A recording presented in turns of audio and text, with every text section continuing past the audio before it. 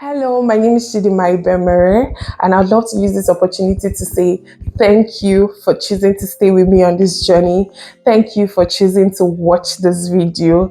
To our new subscribers, you are amazing. We're up to 95 subscribers, and it's a majestic miracle. It is beautiful in my sight. It is a beautiful progress. I am so grateful. Thank you for the likes, for the comments, for the shares. Please don't stop. Let's keep doing this. I believe that our relationship is going to blossom into something amazing in no distant time, and we're able to reach more people with necessary information. I hope so, and I trust so. We're going to do this together. So please, I'm counting on you. Thank you so much. Today, we're going to be talking about some things I feel international students who just arrived or who are yet to arrive should do as soon as they settle in, because these things are very, very important. The first on the list is the BRP. Please bear with me. I already shared. I'm not a pro, so I'll be looking at my book and becoming when I learn the editing skills of cutting out the part of looking at the book, you will find out. But for now, bear with me. The BRP is the biometric residence permit. It's a card that actually defines your legal residence in the UK. So it has your full name, your date of birth, how long you're supposed to stay in the UK, and your visa conditions. So it's important that you get it because it's needed for your right to work, your right to rent, and right to whatever. The BRP is an essential document. I believe that when you were applying for your visa, you must have filled out where you would want your BRP to, be sent to. For me, I chose my university, and when it was time, the school informed us via mail, and I booked an appointment and went over to pick it up. Although I got an email from Home Office on the 20th of September that my BRP will be ready for collection at the University of Bristol. So I don't know what the situation is with you, but I just trust that you must have filled out a particular place. So wherever you feel that is where Home Office will send your BRP to. So it's a very important document. Please get it because your BRP number, which is on the top right corner of the card, is what you use for your right to work, right to rent. It's a very important document, and please don't misplace it. That is one. Then the second thing I feel that every international student should try and go for immediately is to get your national insurance number. So it's like a contribution you make towards from your income, especially if your income is more than £243 per week, then you're expected to make, NI contributions, and it's an important thing for you to do when you arrive. And the idea is for you to be able to claim benefits and pension as and when due. So it's just something you're supposed to know. It's free. I'm going to put the link in the description box below this video for you to just click on it and be able to apply for your NI. In 3 weeks, it's going to be sent to you, right? Then the next one I think that is important, as soon as you arrive, please try as much as possible to get your provisional driving license. That is if you don't have the one from Nigeria. It's important so you don't go about you don't go about with your BRP. It will just serve as your form of identification, because in this country, everything is identification. They want to know who you are. They want to be sure you are who you say you are. So it's important that you try and get your provisional driving license, even if you don't intend to drive, just to use it as a backup identity card. It costs £43 for you to apply via post, but then there are also other costs. So just budget like 50 something, 56, 58 pounds, because that was about the cost for me for your provisional driving license, because they're going to, it's just a lot. Just about 58 pounds would be okay for the entire process, but the flat rate is £43. Then they're supposed to pay for, I think, the postal stamp. I think that cost about £6 something, and then for a special envelope too. So everything was about 56 to 58 pounds. So it's just something you should bear in mind, and I thought to share with you. Another thing I feel that you should bear in mind is the stores. So as a student, it's expected that it's not depending on your resources. But if you're just an average student and you are not really into, like, you don't have a lot of money to go for the big names, like the big names basically. So there are stores that are quite, that fit your budget. That's just the truth. So in terms of groceries, I think you should know Lidl, Aldi, Morrison's, in that order. They are quite affordable. There are things you can, you can deal with, you can get it. There's also Tesco, but Tesco is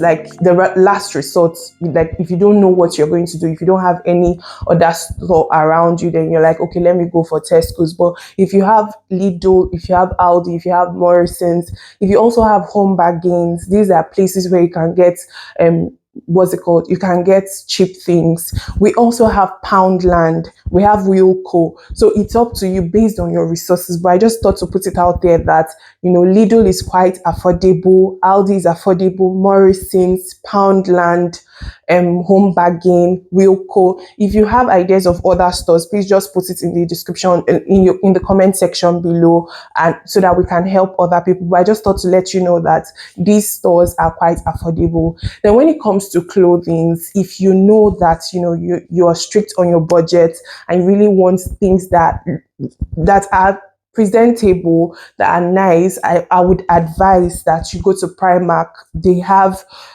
budget friendly items in Primark. So you go for Primark. Another trick is this: you can go to charity shops. They sell quality things at ridiculously low prices. So if you have charity shops around you, please just go in and be happy. You can pick whatever thing you want to pick at such affordable rates, very affordable rates. So you can see a top brand being sold for like £10 because it's in this charity shop and it's quality. It's not things that are not meant for people. No, it's actually real quality things. So please bear that in mind, and as you begin to settle in, charity shops, Primark, and then there are big stores as well, but they also do sales. So if you go there, it's just look out for the big yellow or red sign with sale on it. Go to those sections and you would find things of great quality but at lower prices. Maybe they just want to take out stock, or they want to restock with new items. They decide to just sell at very low prices. So it's very important that you have these tips at the back of your mind. Then when it comes to cards, I feel each city has like a system, especially when it comes to bus services. So I really don't know. If you're in Bristol, once you just go, for me, I never had like any special student card for buses. Once I go into the bus, I just say, oh, I want a student return. That is, paying for to and fro. Please, it's also important. It's cheaper when you pay to and fro. So you call it return. You can just tell them you want a student return. That's what I usually say, and then it will be discounted for you. Please always go with your ID card, because most drivers will be like, oh, can I see your card? And you have to show it. So if you don't show the card, you're going to pay like the normal bus rate. So it's important that you always go around with your card to enjoy the discounts that you may see along the way. So that's for bus services. I really don't know how it is in London or other cities, but for Bristol, I just go into the bus and I say I want a student return, and there's a discount. Although since July or August they've not had any student discounts, which has been annoying. But according to the driver, he said it would come back in October. So I'm just hoping that that will be the situation. So it's important you have that in mind. But if not, you can find out on your school website, or you can go to your school student services to find out if there is any special card or something you're supposed to apply for to get a bus discount while traveling through the city. Then for the rail cards, please, in this country, you need a rail card. Please don't sleep on it. Try as much as possible to go to any rail station around you to request that you want a rail card. So it costs about £30 for 1 year, and a rail card is a blessing. So where you're supposed to have traveled to maybe with about 100 pounds, it may just be cut for you to about 40 something pounds or 30 something pounds. If it's like, I think it's 1/3 of the, like the, is 1/3 of the actual rate that you are paying for because of the real card, and it costs 30 pounds per year. So what do you need to do before you go to the rail station? Please go to the website. I'm also going to put the description in the link, in the link in the description box below.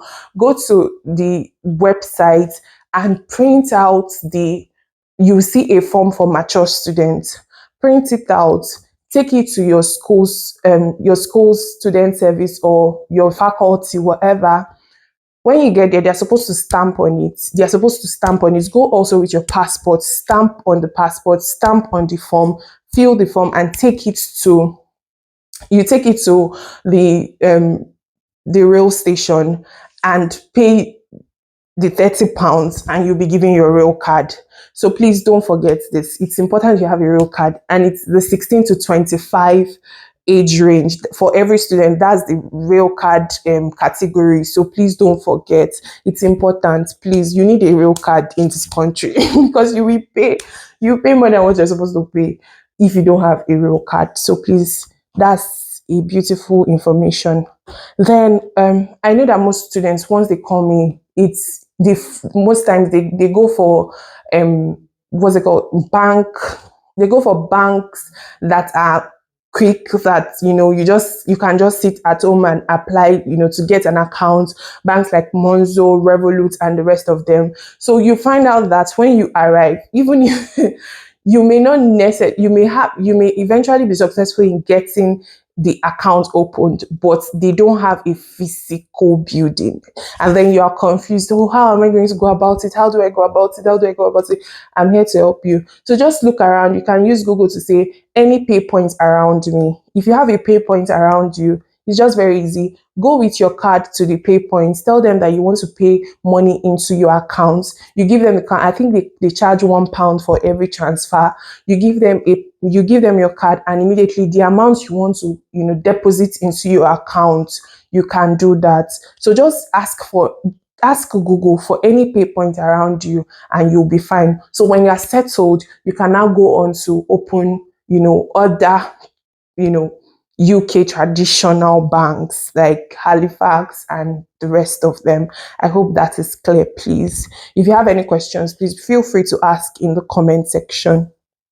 Then another thing I feel we're going to talk about, we'll soon end this video because really I don't want it to be long, because too much information can get you really bothered or anxious. It's not, please, I'm not here to talk for long, so bear with me. We just have about 3 points to talk about, and that will be it for today.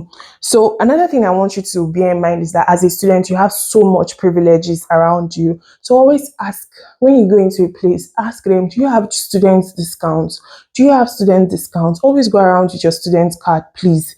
Do you have student discount for this? Barbing salon, different things, like even pubs, different places have students cards for, like, student discounts for different things. So it's important that you always ask. Then even Amazon has something for prime students.